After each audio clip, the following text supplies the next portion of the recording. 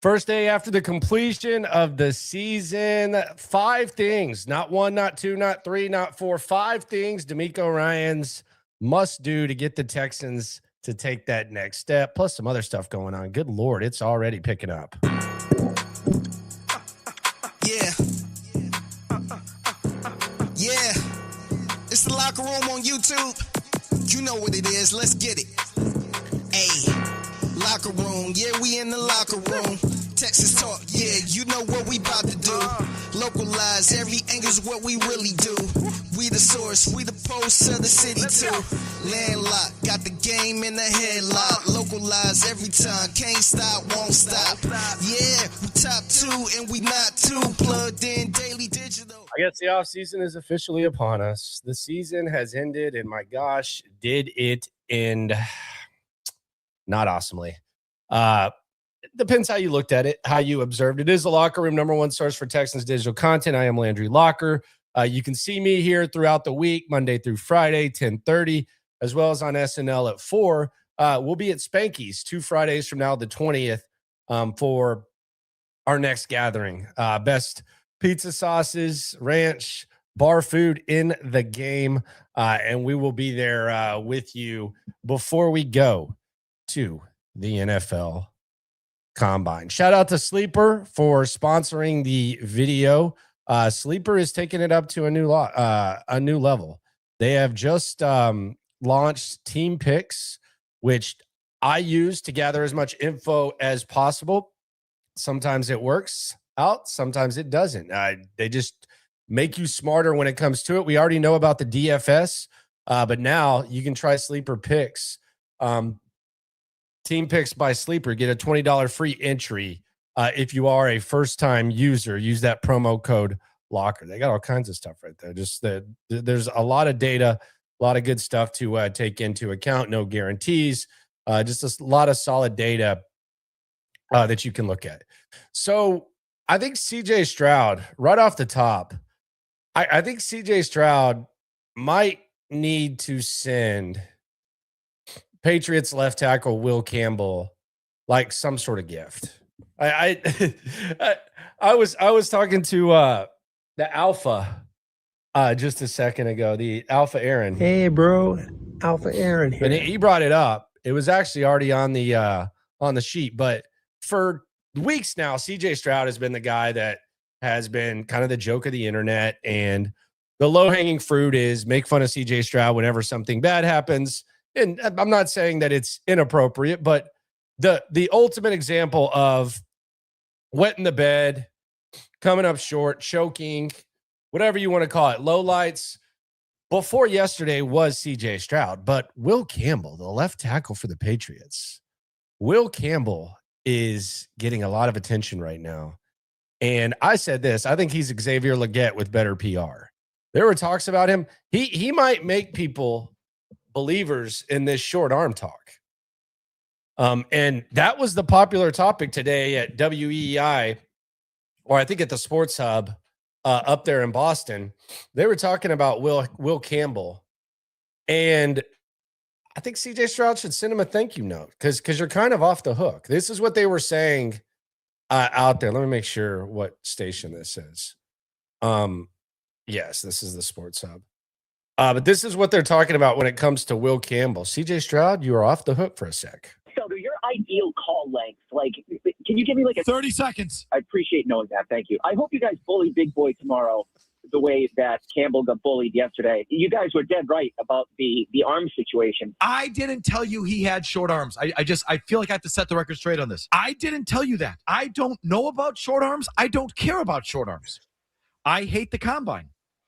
I hate the draft. This is why we mock it with the big board. Color money. They're the color money. But since you sucked, and you had high draft picks, this is what we had to do. We went into the combine. You had not made your selection. You didn't know what you were going to do at number 4. Alex Barth, our draft expert, said Will Campbell is in your sights, but when they measure his arms, that will be the quote-unquote main event of the combine. Will Campbell measured short arms. A lot of people said that should probably take him out of the running at 4. Some people said that. But either way, even though he remeasured at his pro day, and like a lot of guys, his arm suddenly grew. The fact is, before you drafted him, he had short arms for the position. Then you drafted him, and all of a sudden, a lot of you didn't want to hear that he had short arms, or we weren't allowed to say he had short arms. The pre-draft conversation ended. That's why I brought it up. I just wanted to talk about facts. I want to talk about players the same way when they're on your team and when they're not on your team. Fact. That, to me, is how I want to do sports radio. Fact. If the Jets had drafted Will Campbell, That's why you are goats. you would have no problem talking about the fact That's why our goats. that no tackle with his arm length had been elected to the Pro Bowl in over a quarter century. You wouldn't have a problem with that. Your problem was the fact that the Patriots drafted him, and that fact was still. So that's what engaged me. I don't care about short arms. I care about you, some of you, not being able just to talk like an adult about your players. That's what.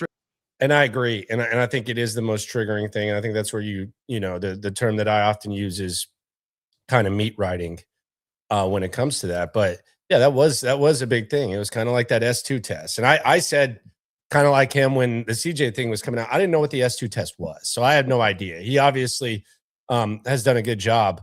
But yeah, the short arm talk is a thing now. Now, Joe Blue is talking about short arms with Linderbaum. That's center. It's not a tackle. So it's a little bit different. But yes, there were some short arms, but it's different at center than it is tackle. Tackle, you gotta cover a lot more range. It's a less compact area. So very different. Plus Linderbaum, some would say slid in the draft. So yeah, it's not the same thing at all. We're talking tackles, but Will Campbell, my God. I mean, would you right now,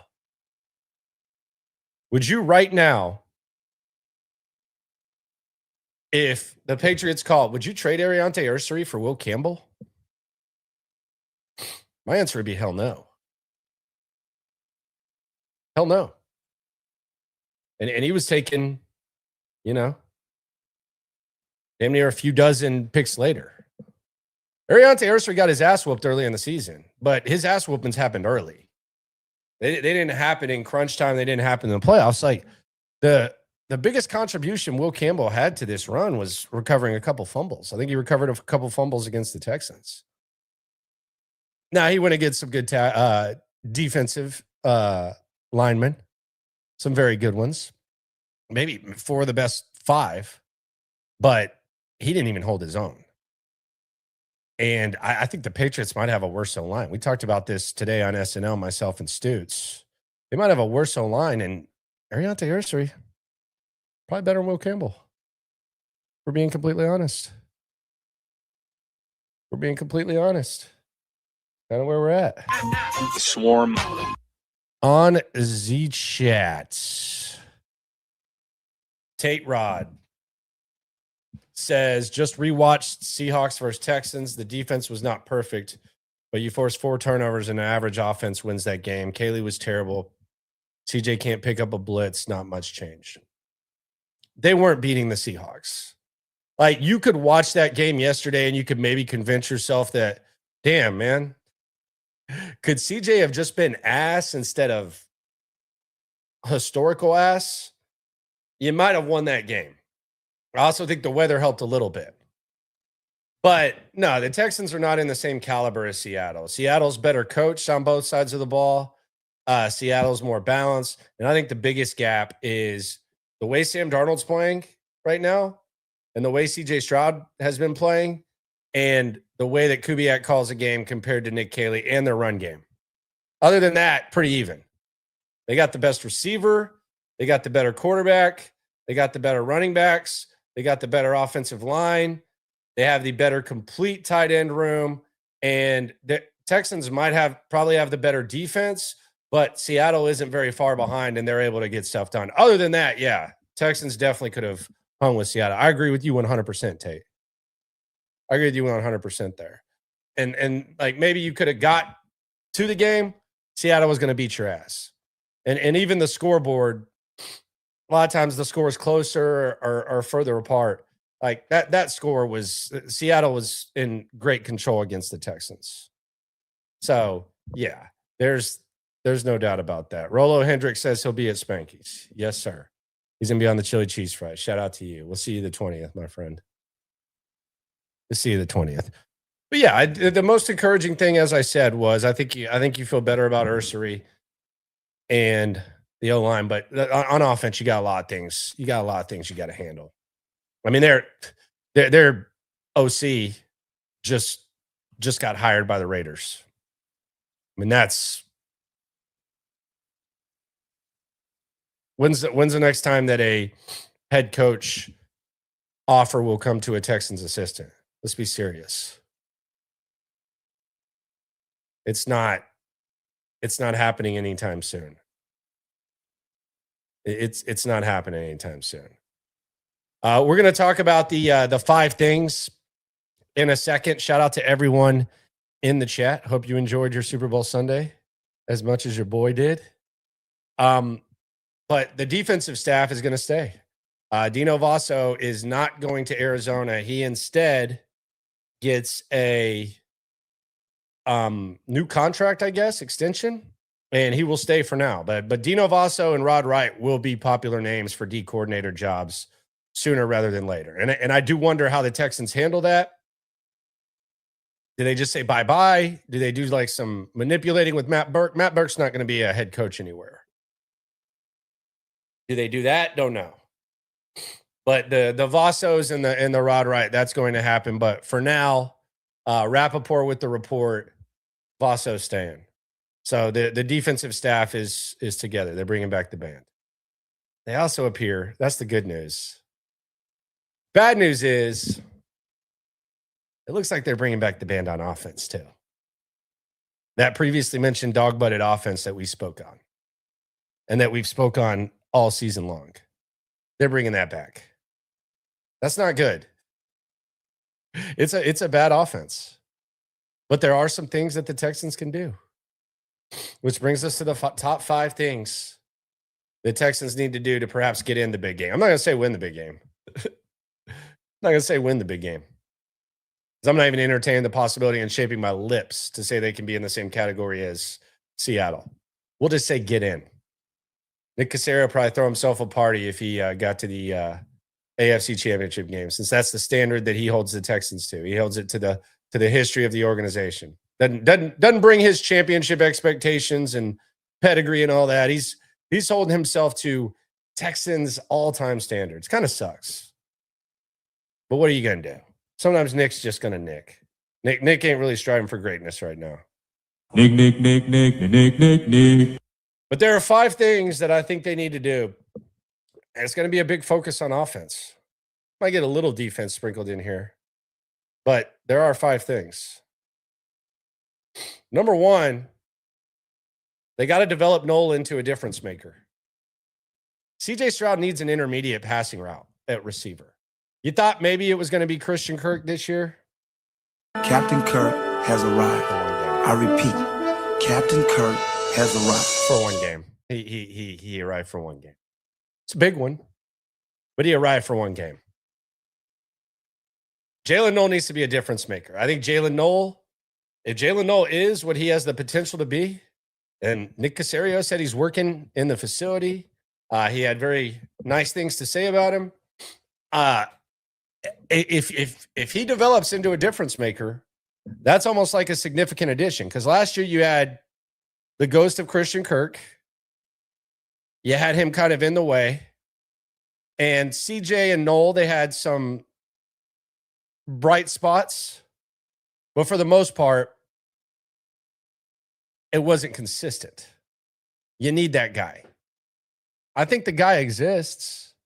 I think he can be a hell of a player. But I think that Jalen Noel needs to emerge into a difference maker. Number 2, they need to add at least 2 starters to the offensive line. Quality starters, whether it's free agency, whether it's draft, they need to add 2 new starters to the offensive line. I don't know how they look at Titus. I think Titus is a better guard. I know Reginald Atatula today on the Collective was talking about, I think he's a better guard. I think his versatility is valuable, but I think he's a better guard. I think they're bringing back Jake Andrews. Much to the dismay of some, they're bringing back Jake Andrews. Might be a big mistake. I think they're bringing him back, and I think they trust him to be a starter. We'll see. But they need to add 2 new starters on this offensive line. 2 new ones. 2 good ones, 2 new ones. Do you trust them to do that? You probably shouldn't. So that's number 2. Number 3, we're going on defense. They need to add an impact player. They need to add an impact player on the in the middle of the defense, whether it's the D line or whether it's linebacker. That's where that's what they need to do. They need to add guys there. That's where they need to do. They need it. DeMeco has wanted to draft a D tackle for a while, it feels like. The linebackers getting a little bit older. If the opportunity presents itself, you got to do it. That you don't have a lot of guys under contract. So that's number 3 there. So develop Noah into a difference maker. Add 2 new starters on the offensive line. Get a young impact player on the middle of the defense. James is always a little bit feisty. AKA Duck Hunt. He says the way y'all pencil in and Andrews at center is a joke, to be honest. I'm not penciling him, man. I think they are. I'm not sitting here saying it's great. I'm saying that's what they do. They like him a lot. I don't know why, based on what they saw, but they like Jake Andrews a lot. I don't know what to tell you. I don't think they should be opposed to upgrading at center, but they like Jake Andrews, and they do so a lot. So I don't know what to tell you. Popovich, the youth, the play and hurt, all that, they like it. Wouldn't awesome. Number 4, they need to add running back depth. You saw it yesterday with Walker, who said he had Charbonnet's number on his gloves. They need to add some running back depth and complete depth. The very top, all the way to 4. Get guys who can play. Cutting Jawar Jordan, joke. Especially when you see what he did compared to the guys that you're keeping in front of him. So they got to add RB depth. And then the next one is they got to figure out the Kaylee and CJ dynamic.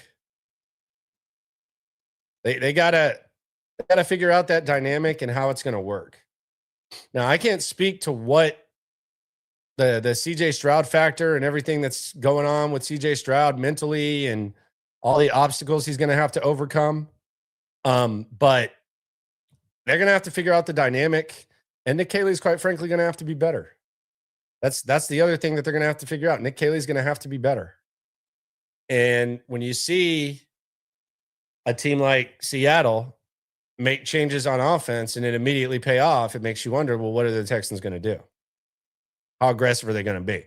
Free agency's a month away. The combine, 2 weeks from today. Me and Cody will be there. And then we got the draft in like 2.5 weeks. 2.5 months. So they got plenty of time to figure it out. They got to. I don't know how urgent they really look at it. I just they might look at this and think they're close. Don't know.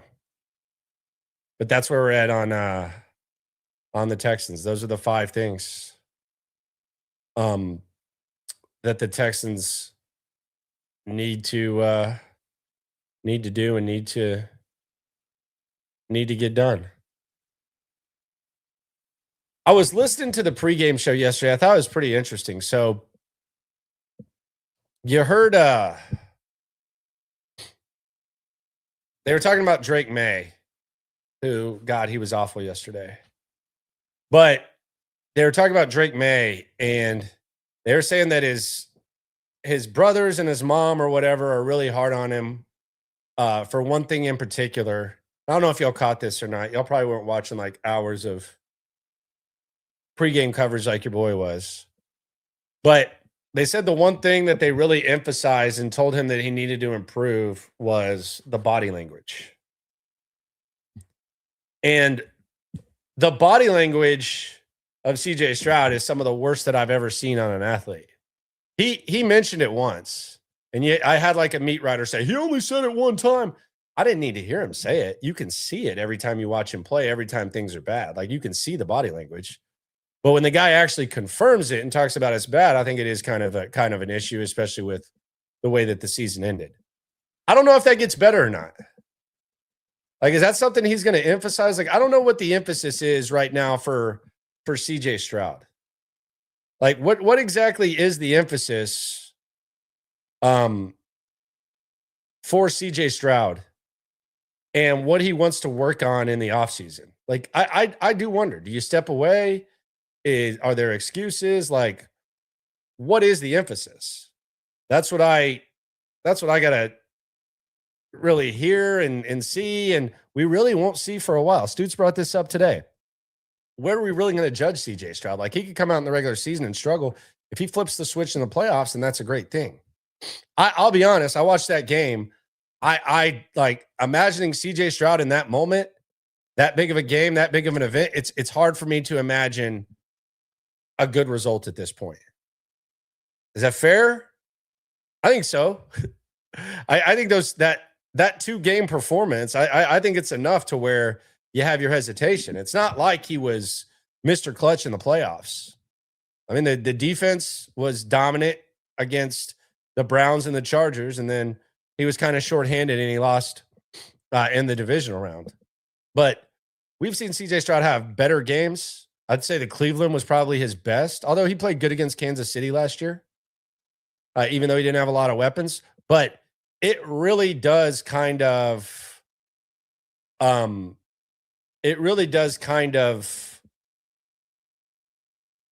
just hit you when you see CJ Stroud perform the way he did, then you watch the big game. And on one hand, you're saying close, but then the most important position you kind of figure out. On the chat, ZarTX says, is CJ really as touchy as people were saying? Teammates stay away from him. I don't know what that means. I don't know what that means. Logan says, we need to add a true veteran interior lineman with a lot of game and situational experience. McGovern, you want to go to Cleveland? Feel like we need more respected gray beards on now. Wouldn't mind it. Any and all possibilities, any and all angles are there. This is kind of a funny 2-piece from Kenny. I'm not trying to pick on you. You just, I think you're like the head of the Tank Dell fan club, which is cool. Nobody's rooting against Tank Dell. But it kind of makes these two comments funny, Kenny. Kenny on the chat says, Jawar looks skinny for a running back 2 to me. What does Tank Dell look like to you for a wide receiver 2? When's the last time you saw Tank Dell's legs? Pause. But you're the head of the Tank Dell fan club, and you're saying Jawar looks skinny for a RB2? And then you said if he could be Jamal Charles, that would be nice. What? Yeah, if he could be a Hall of Famer or a fringe Hall of Famer and get in the Ring of Honor, that would be nice. Yeah, Jamal Charles. Goodness gracious. The Tank stuff kind of makes sense now. On the chat, Nomad Chad. Swarm. Shout out to you, Kenny. That's funny, though. Nomad Scott says, the scariest thing about CJ's performance in the playoffs was that it wasn't a skill issue. It was a mental issue. I agree, man. Like, I don't think like taking I don't think like taking the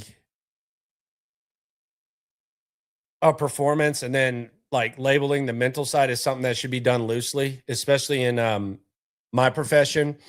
But there was clearly something wrong with him. And then you saw CJ Stroud go out there and follow up his Pittsburgh performance with what he did. It seemed like the clip of Sam Darnold saying that he sees ghosts. It felt like that on steroids. So yeah, that's my thing. And the other part is like whether it was mental or not, like he's still got more mental obstacles now off the field than he's ever had at this point, with how he's getting talked about, how he's getting spoken about, what people are saying about him, how his performance is getting questioned. It's really new. It's really new to him.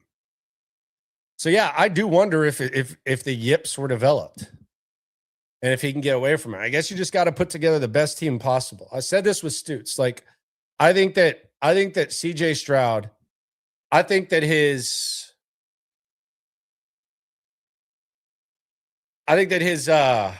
and Logan Thompson says that CJ does have to improve his body language. But I think CJ Stroud, this is how I look at CJ Stroud now. For me, his ceiling has gone down. I'm sorry. There's times where he can play well. I don't know, like, when we saw him play really well. Like, the example that I was getting pointed out when I said that Davis Mills had one of the best quarterback performances against Jacksonville that we'd seen in a couple years. The game that I got pointed to was San Francisco this year. Okay. A depleted San Francisco defense. He looked good, I guess we could say. But, I mean, I didn't look at that as like some sort of like massive elite performance. He played well. He was fine. But as far as like the ceiling that we were talking about 2023, I haven't seen that in a long time from CJ Stroud. And quite frankly, I've seen a lot of things where he's now scared to run. He wasn't doing it in 2024. He started out doing it in 2025, and then that completely disappeared. It doesn't feel like he recognizes the blitz very well. I think that's fair to say. I don't think he's as accurate as he's going to drop some dimes in the course of games. I don't think he's as accurate as he was his rookie season. I don't see that. And he doesn't really throw the deep ball very well.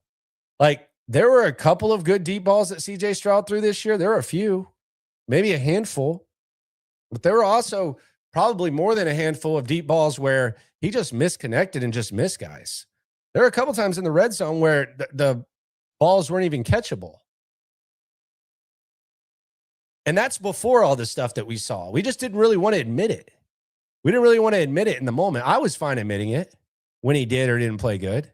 I think the gray area is fine, but yeah, you don't want to think that your quarterback is suddenly, the Derek Carr comparison is the one that was often mentioned when he was coming out of Ohio State. Then there was like a Jared Goff comparison.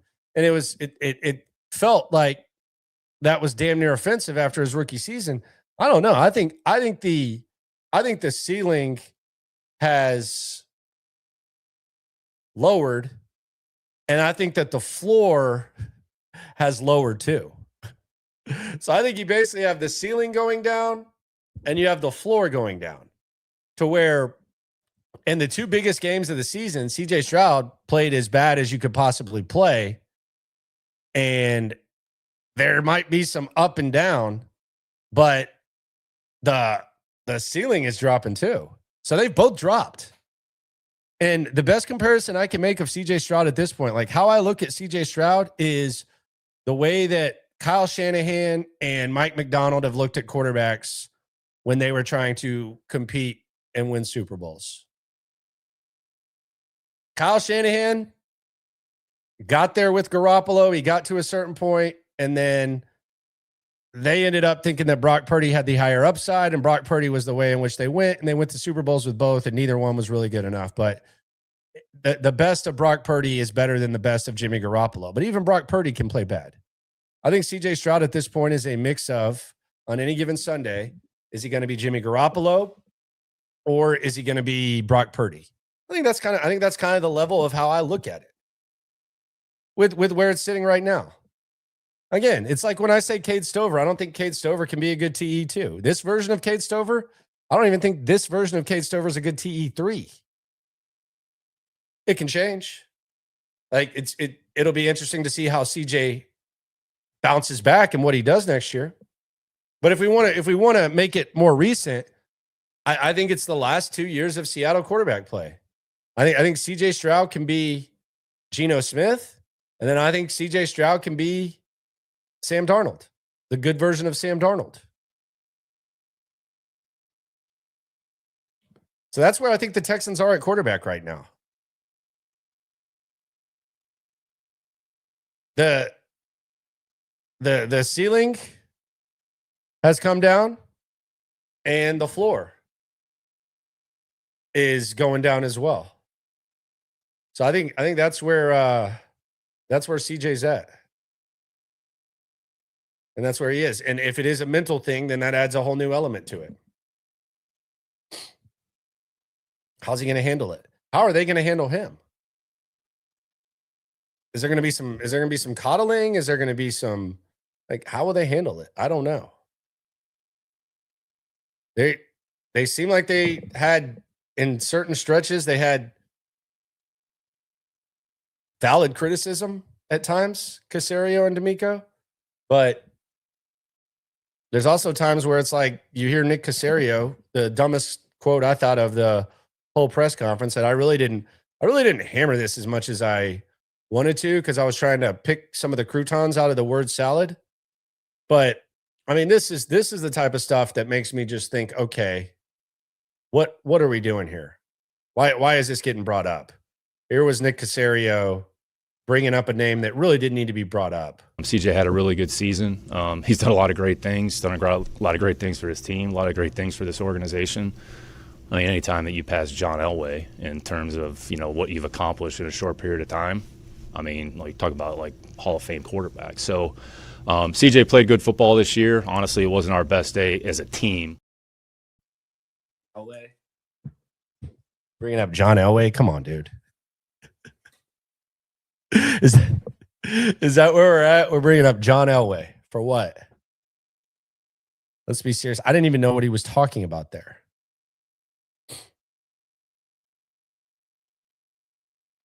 Logan on the chat says, people are silly if they think we're getting a top 5 QB. We just need complete roster strength. Says he can be Purdy. I think he can with that context. Yeah, it is what it is right now. Right now, he's still on his rookie deal, so you could do a lot worse. Like, no one's saying get rid of CJ. At least no one here. So, yeah, they got to figure that out. He's got to figure that out. Is it a lost cause? Don't know. The defense is going to be good enough to keep you in games, and they need to make some significant changes on offense. If they just run it back with this offense, it's malpractice. I don't think CJ is a victim of surroundings. I think an elite quarterback would be able to do more than enough with this team. He's just not an elite quarterback. And he played as bad as you could possibly play when you needed him the most. But they just got to figure that out. I don't know what the next contract for CJ Stroud looks like. What is CJ Stroud's next contract? I don't know. Sam Darnold makes $33 million. 2 more years.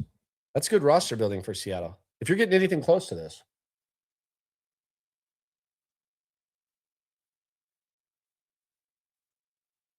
He's already got chemistry with the guys and all that. Yeah, 33 is perfect. That's a good number. I don't know that CJ is going to play for 33. I don't know what it looks like, but if CJ Stroud is going to play, like, even we'll eliminate the playoff games if you want. We can eliminate these last 2. But even if CJ Stroud is going to be 2024 and 2025 CJ Stroud minus the last 2 playoff games, is that a $50 million guy? Maybe. I mean, it might be, but you're not going to feel great about it. You're not going to feel comfortable that you can build a championship caliber team around it. So I don't know what the next deal looks like. The 5th-year option gets picked up, and then we see what happens with CJ Stroud. And it's your guess is as good as mine. And there's 2 comparisons right now. I think that's closer to the tier that he's in than like the Josh Allen and Lamar Jackson. Yeah, he's in the Tua category. I would say that. And look, a lot of people think Tua got broke after he had a concussion. I know he had a couple. There's another Stroud excuse, like maybe the concussion kind of impacted him. I got news. I don't know how to figure that out. I don't know. Like, do you just get over that if that's a thing? Don't know. But yeah, that's where he is. CJ is in the same category as Tua. That's where he's at. He's below Trevor Lawrence. He's below Brock Purdy. Does that mean it's the finished product? No. Because he was right there on that second tier, we thought, after his rookie season. But that's where he at. He needs the Guardian cap. I agree. I think he needs to rock the Guardian cap. I don't know why he's not. Quite frankly. I don't get it. And they got to figure out what's up with old Nick Caley. Let's hear Sam Darnold talking about Kubiak. Fascinated by this Kubiak thing. I know DeMeco is too. Yeah, Coach man. He's like I said before, but he's a great person, and a really smart guy, really smart football mind, and I think he's going to do great things in Vegas. Now that the season's over, there's no motivate you at all, just any part of the criticism or people casting you off or thinking that would even be in this spot. What part of that plays into giving you juice? No, I think I've always hey, what's up, Jax? Hey, he's a back. One coming back from it. I wonder what JSN says if you asked him. Like, if you asked Jackson Smith and Jigba right now, like, let's say we're just chilling. I don't know if he's down, but high-grade marijuana called Kush on the streets. We're just loading up, smoking. And I just asked Jackson, hey, what's the difference between CJ Stroud and Sam Darnold? What's the difference? How do you feel? Like, what does Sam do that CJ doesn't do? What does CJ do well? Ohio State. I mean, CJ and JSN had some magical moments in 2022, but I always wonder, like, who he would say is better. Like Jalen Reed, he played with Sauce Gardner in high school, and now he's playing with Stingley. Like, what would he think? I don't know. But I do wonder what JSN would say. And I do think Sam Darnold, I mean, you deserve a lot of credit for overcoming the scrutiny that he's been able to overcome. Seattle also drafts their ass off. If you look at their picks from 2022 to now, they have, I mean, this is 5, 4, 3, 2, 2, 2, 1 in 2022. So they took Charles Ross, they took Kenneth Walker, they took Abraham Lucas, they took Kobe Bryant, and they took Woolen. That's in 2022. That's pretty good. 2023, they got Witherspoon, they got JSN, and they got Derek Hall. 2024, they got Byron Murphy. And then last year, they got Gray Zabel and Eamon Awori. It feels like Seattle, and I know that there's a lot of these scouts that put in like a lot of effort and stuff, and we'll be cussing and discussing the draft pretty soon. But it just feels like they just take the guys who don't get overthought.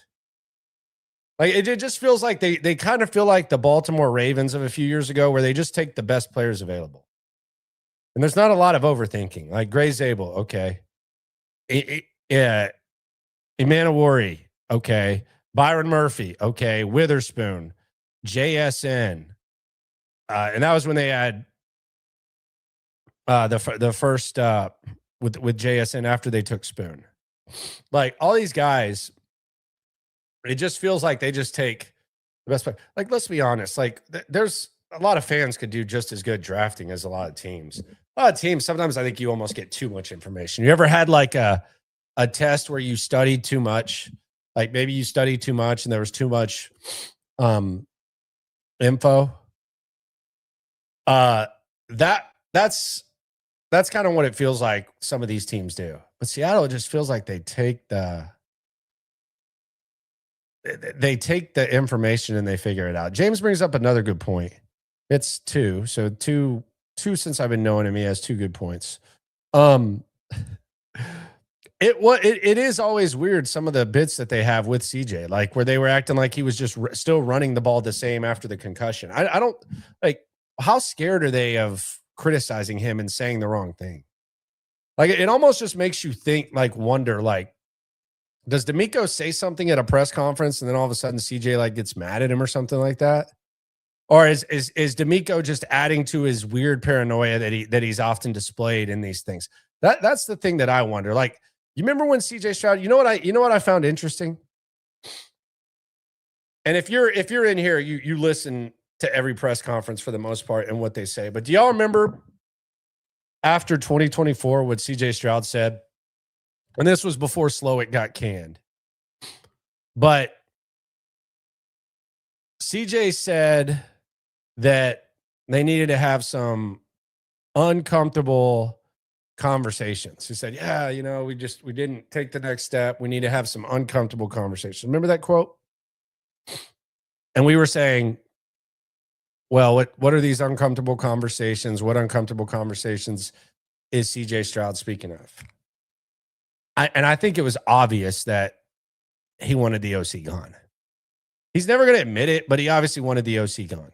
Like, if CJ Stroud wanted Bobby Slowick to stay, I think Bobby Slowick would have stayed. I'm not saying whether that's right or wrong, but I think Bobby Slowick would have stayed. Now, they went to the New England system, and that's another issue on itself, and we've discussed it, blah, blah, blah. But if he wanted Bobby Slowick to stay, I think Bobby Slowick would have stayed. But he came out and he said, yeah, we got to have these uncomfortable conversations. Very clearly, Laramie Tunsil, Diggs, Mixon, whoever else, it felt like they weren't fans of Bobby Slowick. And CJ Stroud felt like he soured on him. And he said, we got to have these uncomfortable conversations, 2024. So fast forward to 2025. The question I have is, do they need uncomfortable conversations now too? Like, what do the uncomfortable conversations sound like if they have them in 2025? Because it was really important to have them when Bobby Slowick was struggling, wasn't it? Remember that? Remember when CJ came out in the middle of a season and said, and it's all making sense now. Like, it's all making sense now when you go listen to it. Something happened in 2024. Maybe they just started guarding CJ Stroud different. I don't know. But something happened. You could see it, snap of a finger. Maybe they just started getting it, and like guys started getting banged up. I don't know. But something happened, and an NFL football player came out in the middle of a season, coming off a historic rookie season, and said he wasn't having fun. And this is when they were winning. Like, this wasn't Joe Burrow in the middle of this season with another kind of wasted year, a dumb front office coming out and saying, yeah, sometimes you just got to think about stuff in response to an actual question. This was an NFL football player coming out and saying that he wasn't having fun. Then they had to have tough conversations, and now here we are. And I kind of sense before he got hurt, like, we talk a lot about the concussion. I'll be honest. And I said this at the time. I said 3 games away for CJ might have been a good thing because he looked completely recharged when he came back. It felt like he was perhaps going to hit that wall again. And whatever happened in 2024 where he's not having fun, it felt like perhaps that wall was going to get hit. And if you remember, as soon as he came back, I said, wow, he looks recharged. He almost looks like someone like a burned out student who gets a Christmas break and then they come back and all of a sudden they're in a groove. That's what it kind of looked like.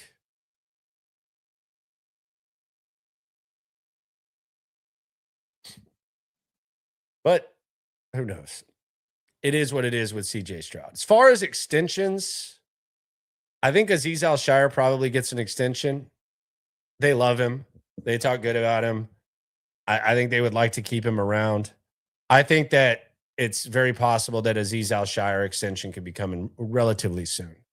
I think that happens. I think that's kind of something DeMeco likes, Caserio likes. I still think they need some youth at linebacker, but I think it feels like that's what's going to happen. Also looks like Dalton Schultz is going to be back.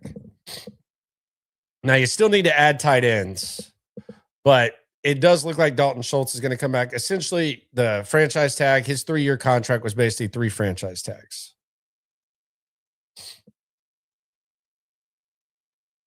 So those are the 2 things that we look at. We'll get into sustainable and unsustainable things with the Texans tomorrow. Again, Team Picks is live on Sleeper. Take advantage of that with the promo code Locker. A lot of information to consume. I really enjoy it, especially during basketball when you're getting in that groove. Baseball as well.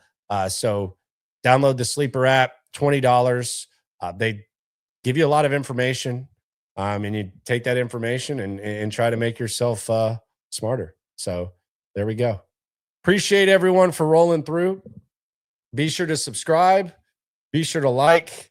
Be sure to ride along. Be sure to always remember when it comes to this Texan stuff, we're all in it together. Happy off season. See you at Spanky's 2 Fridays from now.